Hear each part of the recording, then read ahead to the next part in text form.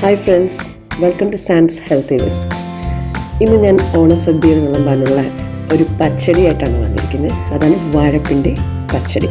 അപ്പോൾ നമുക്ക് താമസിയാതെ റെസിപ്പിയിലേക്ക് പോകാം. അപ്പോൾ ഞാൻ എടുത്തിരിക്കുന്ന ഒരു ചെറിയൊരു കഷ്ണം പിണ്ടിയാണ്, വാഴപ്പിണ്ടിയാണ് എടുത്തിരിക്കുന്നത്. ചെറിയൊരു പീസാണ് എടുത്തിരിക്കുന്നത്. അപ്പോൾ ഇതിപ്പോൾ ഓൾമോസ്റ്റ് എല്ലാം വെളിയിലത്തെ തോടെല്ലാം കളഞ്ഞതായിരുന്നു. അപ്പോൾ ഞാൻ ഇതിൽ നിന്ന് റൗണ്ടായിട്ട് ഒന്ന് കട്ട് ചെയ്തെടുക്കുക. അപ്പോൾ കട്ട് ചെയ്തെടുത്ത് കഴിയുമ്പോൾ നമുക്ക് അതിനകത്തുള്ളൊരു നാരുണ്ടല്ലോ, അപ്പോൾ ആ നാരൊക്കെ ഒന്ന് കറക്കി നമുക്കതെടുത്ത് മാറ്റാം. അങ്ങനെ മാറ്റി ഞാൻ ആ പീസസ് എല്ലാം അതിനെല്ലാം പീസാക്കി വെച്ചിട്ടുണ്ട്. അപ്പോൾ കണ്ടില്ല, എല്ലാം റൗണ്ട് പീസസ് ആക്കി ഞാൻ മുറിച്ച് വെച്ചിട്ടുണ്ട്. അപ്പോൾ ഇത് എന്ന് പറഞ്ഞാൽ നമ്മൾ നമ്മുടെ നാരെല്ലാം വട്ടത്തിൽ കറക്കിയെടുത്തത്, അതാണ് ഞാൻ എടുത്ത് മാറ്റി വെച്ചത്. പിന്നെ ഈ പീസസിനെ നമുക്കൊന്ന് സ്ക്വയറായിട്ട് ഒന്ന് മുറിച്ചെടുക്കാം. ചെറിയ പീസ്, അത് നമ്മുടെ ഇഷ്ടത്തിന് നമുക്ക് എത്ര സൈസ് വേണോ അതിൻ്റെ അനുസരിച്ച് നമുക്ക് മുറിച്ച് മാറ്റാം. ഞാൻ ഈ ഒരു വലുപ്പത്തിലാണ് സ്ക്വയറായിട്ട് അതിനെ ഒന്ന് കട്ട് ചെയ്തെടുക്കുന്നത്. അങ്ങനെ എല്ലാം പീസസ് നമുക്കൊന്ന് കട്ട് ചെയ്തെടുക്കാം. വാഴപ്പിണ്ടി ആണെങ്കിൽ നമ്മുടെ വയറിനൊക്കെ നല്ല ഒരു സാധനം, ഫൈബർ കൂടുതലുള്ളൊരു കൂടുതലുള്ള സാധനമായതുകൊണ്ട് നമ്മുടെ ഡൈജഷനൊക്കെ നല്ല സാധനമാണ് വാഴപ്പിണ്ടി. പച്ചയ്ക്ക് തിന്നാനായാലും നല്ലതാണ്. നമ്മുടെ വയറ്റിലുള്ള എല്ലാം ചീത്ത ഇതെല്ലാം പോകുമെന്നാണ് പറയുന്നത്. അങ്ങനെ ഞാൻ പീസസൊക്കെ ആക്കി വെള്ളത്തിലോട്ട് ഇട്ട് വെച്ചിട്ടുണ്ട്. ഇതിനെ നമുക്കിനി വെള്ളം മാറ്റി ഒരു പാത്രത്തിലേക്ക് ട്രാൻസ്ഫർ ചെയ്യാം.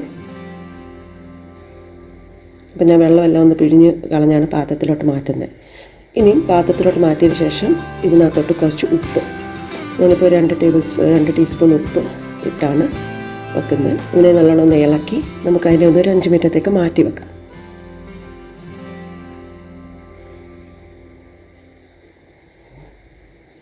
ആ സമയം കൊണ്ട് നമുക്ക് അരപ്പൊന്ന് അരച്ചെടുക്കാം പച്ചടിക്കുള്ള. അതിനായിട്ട് ഞാൻ എടുത്തിരിക്കുന്ന തേങ്ങ കഷ്ണങ്ങളാണ്. തേങ്ങ ഞാൻ തിരുമ്മിയതൊന്നുമില്ല, ജസ്റ്റ് കട്ട് ചെയ്തെടുത്തതേ ഉള്ളൂ. കുറച്ച് പീസസ്, ഒരു പച്ചമുളകും കുറച്ച് ജീരകവും. അപ്പം ഞാൻ ആ തേങ്ങ പീസസും അതെല്ലാം കൂടെ ഒന്ന് അരപ്പാക്കാൻ വേണ്ടി മിക്സിയുടെ ജാറിലേക്ക് മാറ്റുവാണ്. പച്ചടിക്ക് ഒത്തിരി തേങ്ങയൊന്നും വേണ്ടല്ലോ, കുറച്ച് മതിയല്ലോ. അപ്പോൾ കുറച്ച് തേങ്ങ പീസസും. പച്ചടി എന്ന് പറഞ്ഞാൽ നമ്മൾ കടുവ് ഇട്ട് അരയ്ക്കുന്നതാണ് പച്ചടി. അപ്പോൾ അതുകൊണ്ട് ഞാൻ ഇച്ചിരി കടുവും കൂടെ അതിൻ്റെ കൂട്ടത്തിൽ, അരപ്പിൻ്റെ കൂട്ടത്തിൽ ചേർത്ത് കൊടുക്കുക.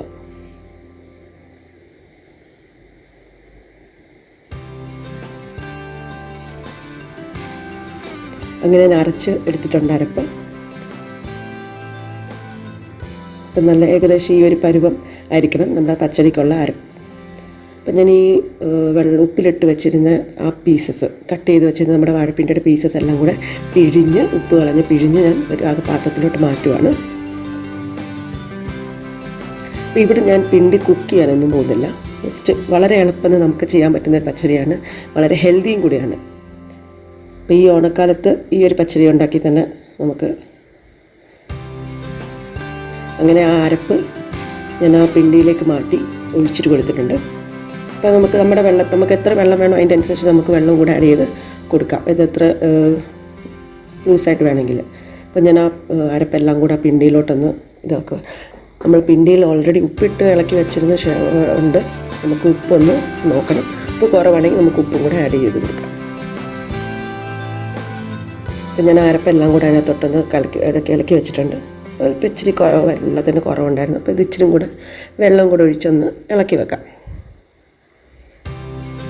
സാധാരണ പച്ചടി ഉണ്ടാക്കുമ്പോൾ നമുക്ക് ഏതൊരു പച്ചടിയാലും നമ്മൾ കുക്ക് ചെയ്യുമല്ലോ വെജിറ്റബിൾ. അപ്പോൾ ഇവിടെ ഞാൻ പിണ്ടി കുക്ക് ചെയ്തിട്ടില്ല.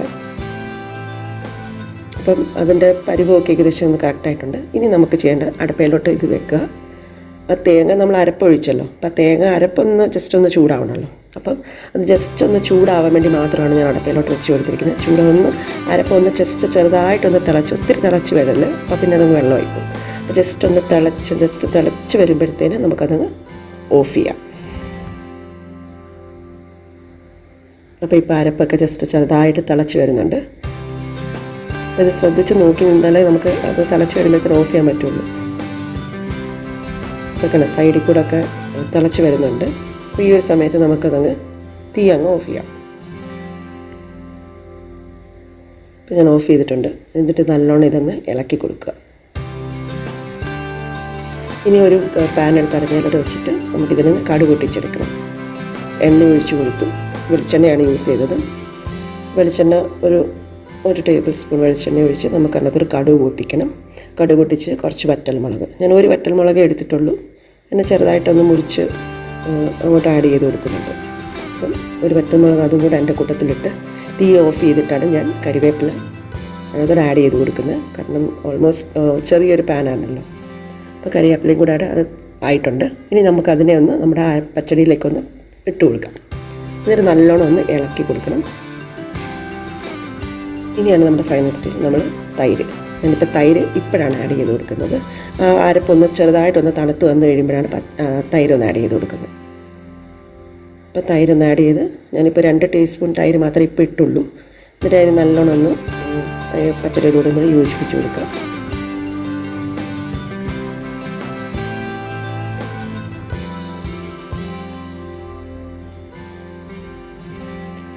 എന്നിട്ട് നമുക്ക് ഉപ്പ് നോക്കാം. തൈര് ആഡ് ചെയ്യുമ്പോൾ ഉപ്പിനൊരു കുറവ് വരുമല്ലോ, ഉപ്പ് ആഡ് ചെയ്ത് കൊടുക്കണമെങ്കിൽ കൊടുക്കാം. അപ്പോൾ ഞാൻ ഇച്ചിരി കൂടി തൈര് ആഡ് ചെയ്ത് കൊടുക്കുന്നുണ്ട്. അങ്ങനെ ആ തൈരും കൂടി ഇട്ട് ഇളക്കി നമുക്ക് നമ്മുടെ പച്ചടി റെഡി ആയിട്ടുണ്ട്. വളരെ എളുപ്പമാണ്. എല്ലാവർക്കും ഇത് ട്രൈ ചെയ്യാം. എല്ലാവർക്കും ഈ വീഡിയോ ഇഷ്ടപ്പെട്ട ലൈക്ക് ചെയ്യുക, ഷെയർ ചെയ്യുക, സബ്സ്ക്രൈബ് ചെയ്യുക. പുതിയതായിട്ട് കാണുന്നവരാണെങ്കിൽ സബ്സ്ക്രൈബ് ചെയ്യാൻ മറക്കണ്ട.